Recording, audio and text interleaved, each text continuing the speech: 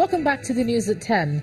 Officials of the Independent National Electoral Commission, security agencies and civil society organizations are applauding the proposed legislation that seeks to establish a National Electoral Offences Commission. At a public hearing on the bill organised by the Senate, they described the legislation as long overdue and a necessary step towards eliminating impunity and election violence.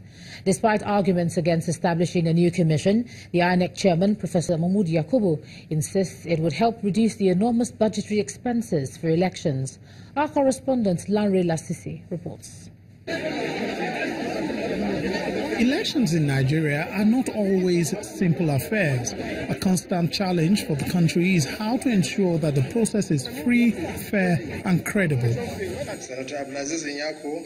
This focus is what has drawn together those gathered here. Representatives of security agencies, civil society and the Independent National Electoral Commission are here for a public hearing on a bill seeking to establish the National Electoral Offences Commission. The Deputy Majority Leader of the Senate, who is representing the Senate President, outlines the merits of the bill.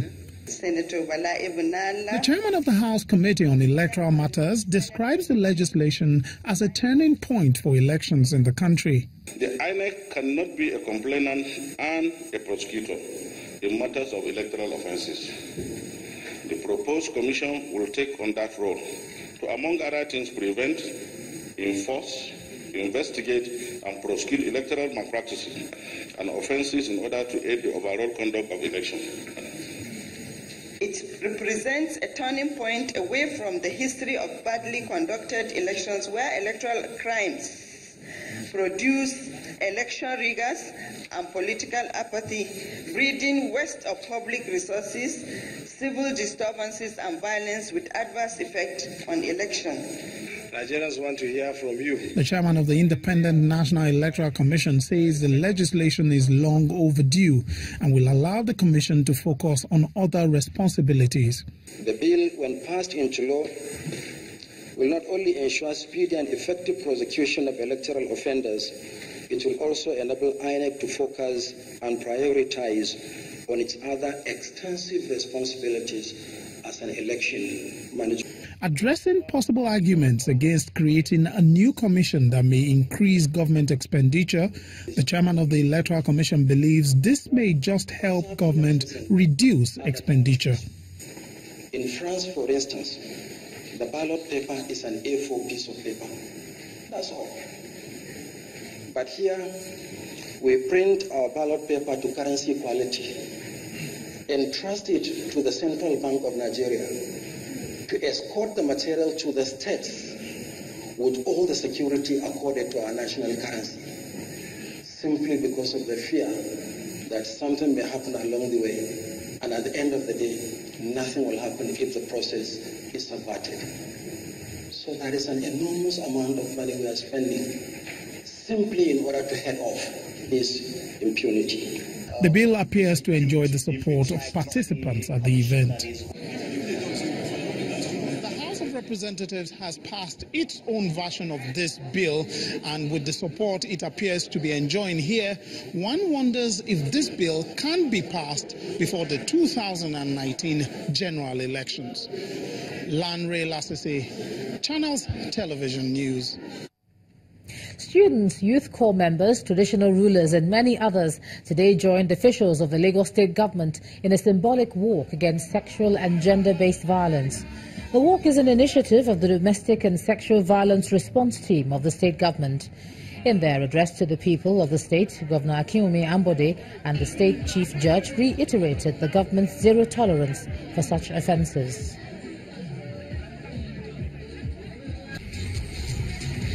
What we are tackling today is an almost innate culture which relegates women to the background and forces them to suffer in silence.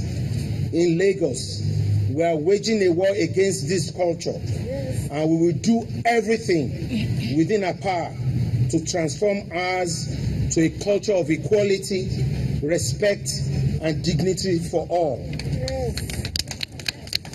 It is a journey of radical transformation, and our government is wholly committed to seeing it through. The Lagos State Judiciary is the first in the country to designate and set up a sexual offences and domestic violence court. It has never happened in the history of this nation. And then we are the first. And it's because we are so concerned about what goes around in our society. And then we really also need to protect, the vulnerable, the children, the women, the boys, everybody, even including the men who are also victims of domestic violence. So we are not doing this only for the women, but anybody can find himself or herself, as a victim of a domestic violence. So we want to let you know that the judiciary, when you come to us, you will get justice. And from there, let's take a look at some business news. Here's Anne Waudu.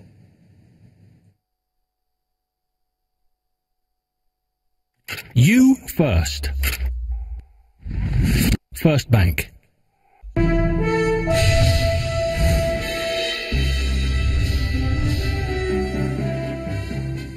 Thank you, Ijoma, and welcome to Business News. We begin tonight with the Central Bank of Nigeria's total intervention this year hitting $1 billion. The CBN injected $210 million into the forex market today in a bid to boost liquidity and alleviate dollar shortages. The bank says that it released $100 million earmarked for the wholesale market, $55 million for small businesses and individuals, and $55 million to meet end users' request. Total intervention at the forex market since the start of this year now stands at over $1.3 billion.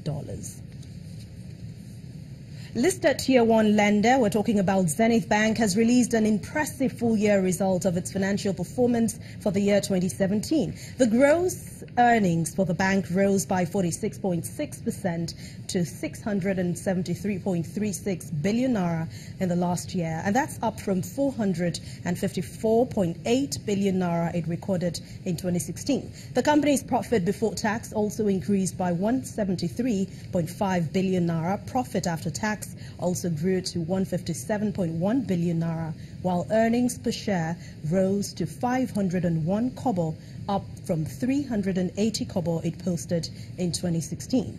In the meantime, the bank's board of directors has proposed a dividend of 2 naira 45 kobo for its shareholders for 2018.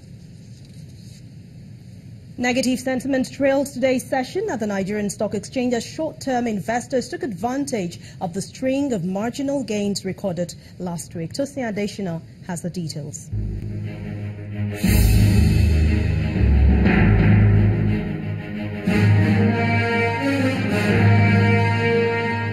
Many thanks for joining us on the Stock Market Report. Heavy price decline by bellwether stocks, particularly from the banking sector, hit the overall performance of the local equities market today, as investors begin the second week of March with profit-taking. This comes despite modest gains by the insurance and the oil and gas sector, while the industrial goods sector closed unchanged. The sell-off resulted to a 105 billion naira decline in the total value of equities and 0.26% drop in the all-share index. 33 equities led by Regency Alliance Insurance were hit by the profit-taking, while Unique Insurance topped the list of 19 gainers by 9.52%. However, volume turnover was impressive, with over 800 million shares traded in over 5,651 transactions, while investors await more full-year 2017 corporate earnings results. And that's the Stock Market Report. I am Tosin Adeshina.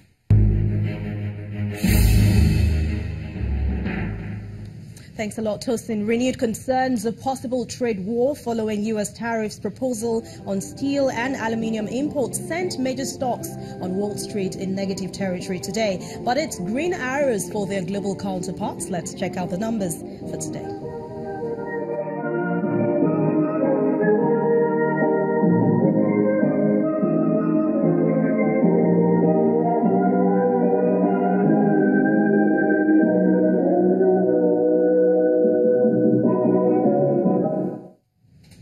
Thank you for watching Business News Tonight. I'm Anne Nwawado. The rest of the news at 10 continues now with Ijoma. You first. First Bank. Thanks a lot, Anne. Some students from higher institutions in Ekiti State have described Governor Ayodele Fayoshe's administration as effective. The students made this declaration during a demonstration round major streets of Ado-Ekiti, the state capital, to counter a protest earlier held by some students said to be from the National Association of Nigerian Students, Zone D. The Deputy Governor, Kolapo Olushola, who came out to address the students, promised measures to improve the welfare of staff and students across the state.